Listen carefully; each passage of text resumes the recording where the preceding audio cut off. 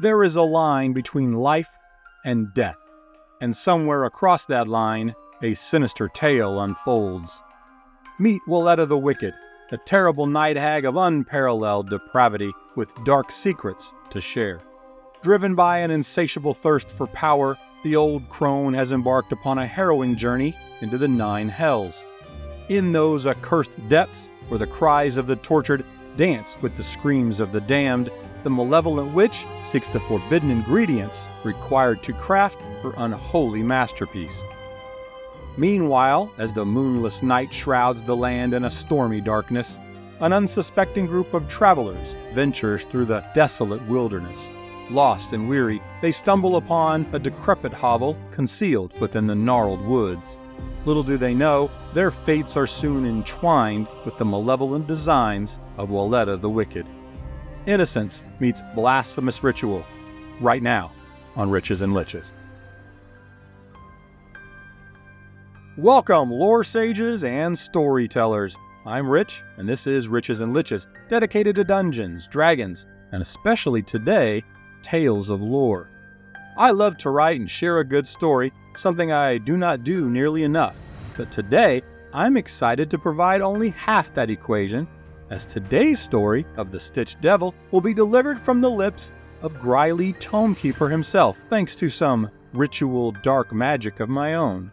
So come sit beside me and we can both be regaled in the story of Walletta the Wicked, her tormented creation, and a small group of friends in the wrong place at the wrong time. Act 1. A molten wind howled through the gloomy wasteland of this second layer of hell, scattering acrid ashes over the cracked obsidian plain. Walletta the Wicked pulled her fraying cloak tighter as she approached the towering basalt walls of the iron city of Dis, the infernal capital of the hellish plain. Few night hags dare set foot in the domain of the archdevil Dispater, but Walletta was not deterred, for today she sought a prized ingredient, raw materials of gruesome grandeur to empower her own profane craft. At the great iron gates, winged Amnizu patrolled, their barbed spears dripping venom. Walletta uttered a few sibilant words, letting her dark magic disguise her true nature. To their eyes, she now appeared as just another wretched crone, no threat to their masters. With grumbles of disgust, they waved her through into the fiery metallic metropolis.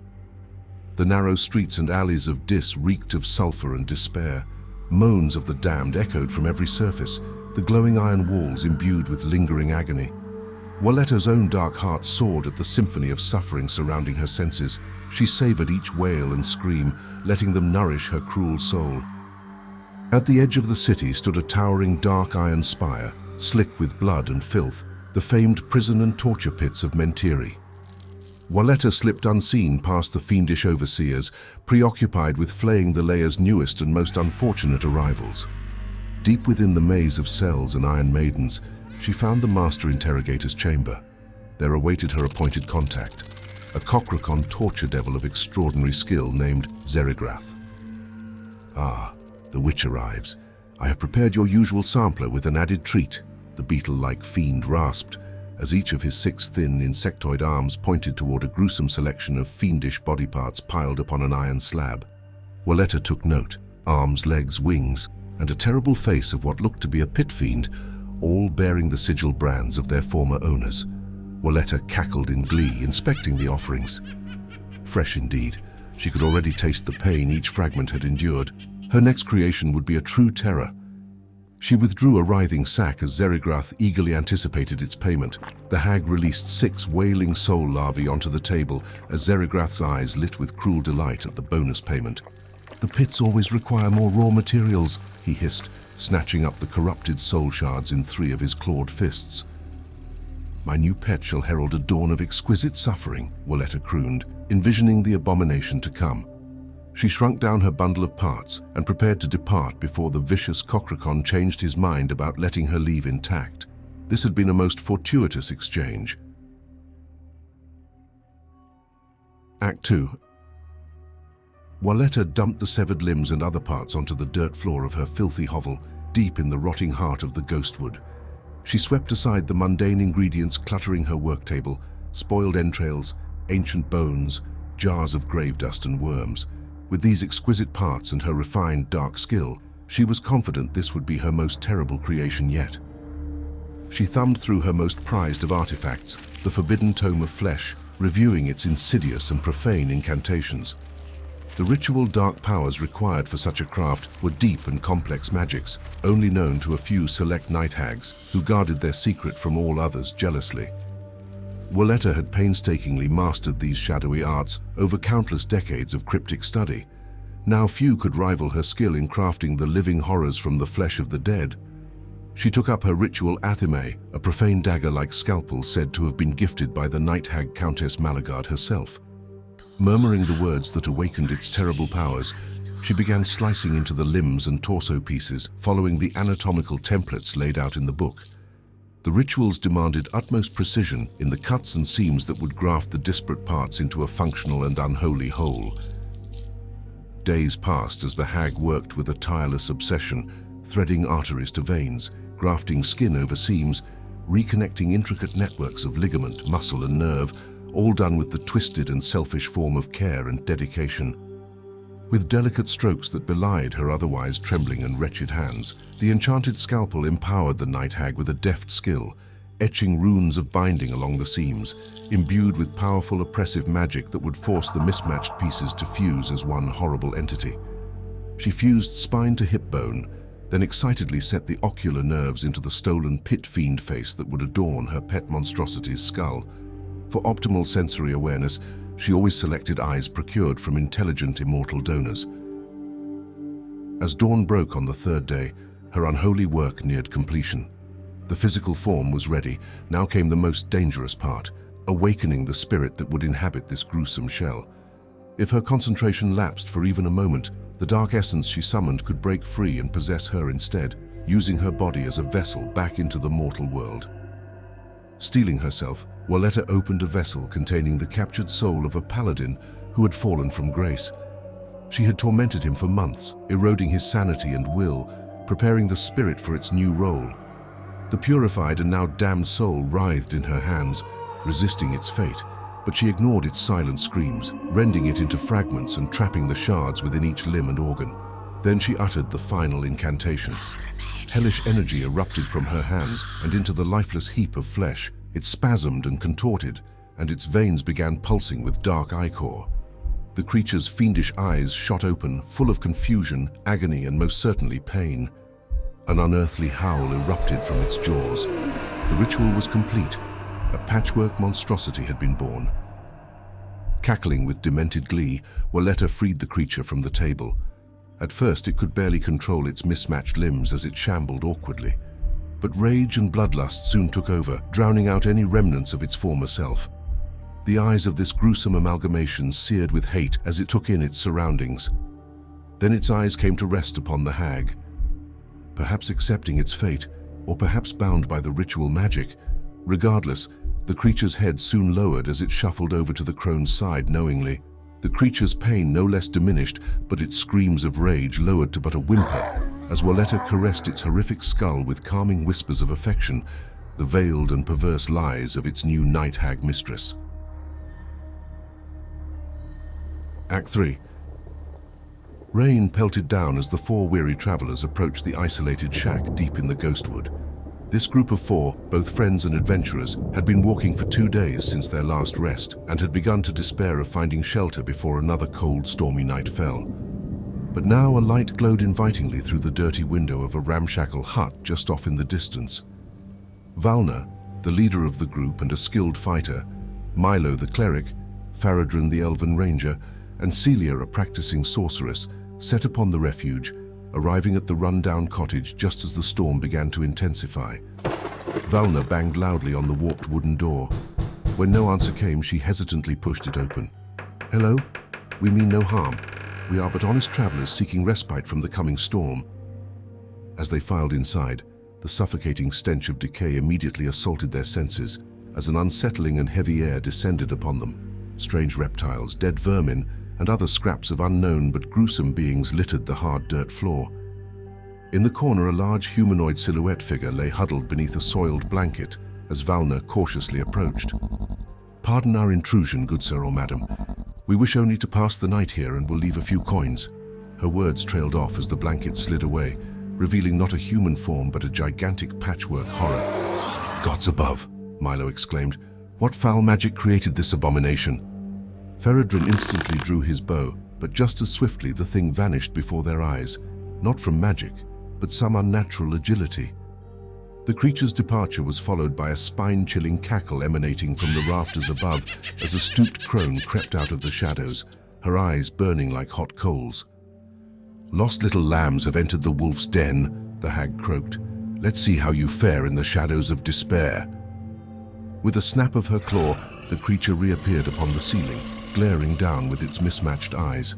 The adventurers cried out in horror and revulsion.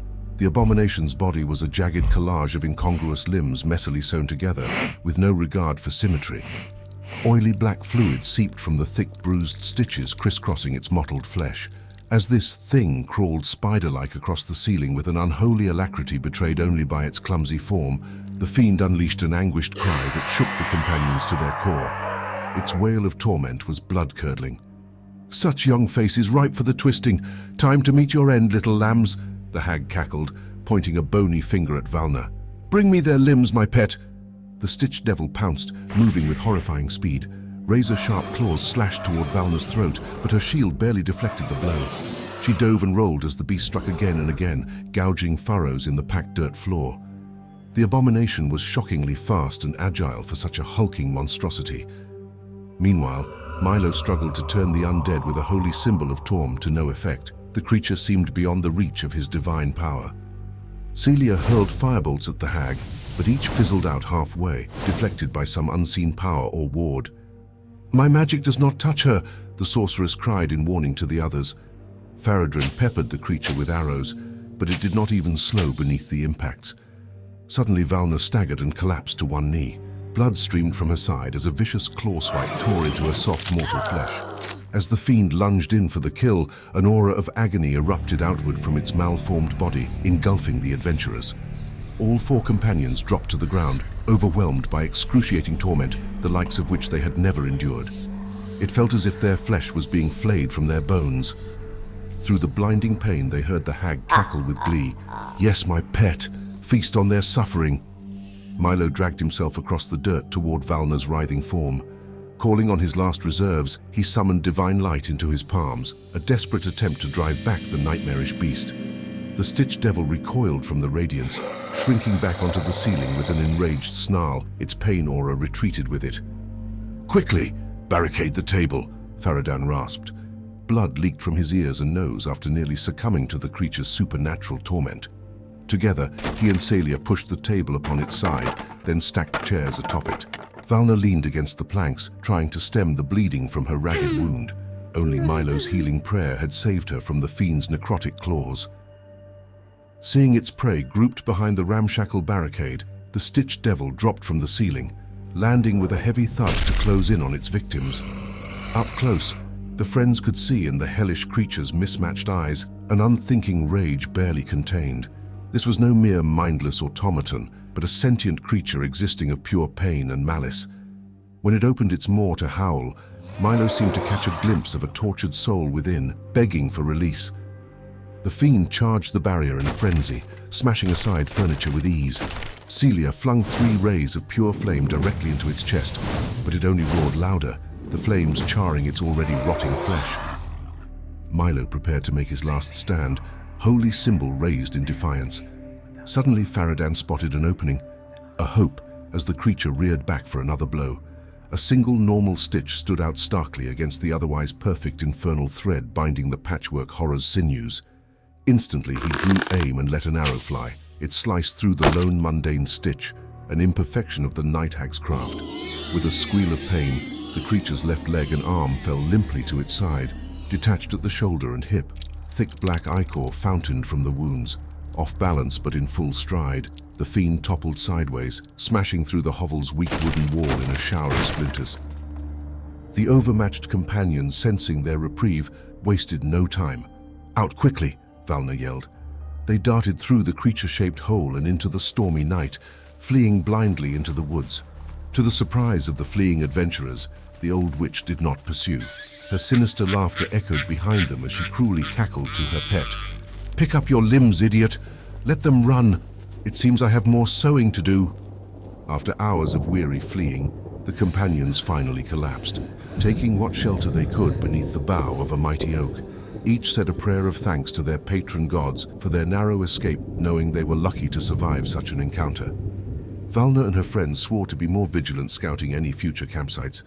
I guess the rain is not so bad after all. Some evils in this world are best left undisturbed, for once woken, they cannot be easily returned to slumber. Tonight, this band of friends had gazed into the eyes of true evil and lived to tell the tale. But the hag's twisted progeny would haunt their dreams for many nights to come. Ancient magic sure has its place. What did you think of the Stitched Devil story and our guest speaker, Griley Tomekeeper? His voice brought back from so many centuries ago. Would you like him to make an occasional return visit, as my available spell slots permit, that is? I'd love your feedback. If you'd like to support the channel, please check out the links below to our Patreon and Buy Me a Coffee donation accounts, and maybe consider joining our community of lore sages and scholars over on Discord, completely free. And if you think I earned it, maybe like and subscribe. Thanks for listening, and until next time, remember, the only limitation at your table is your imagination.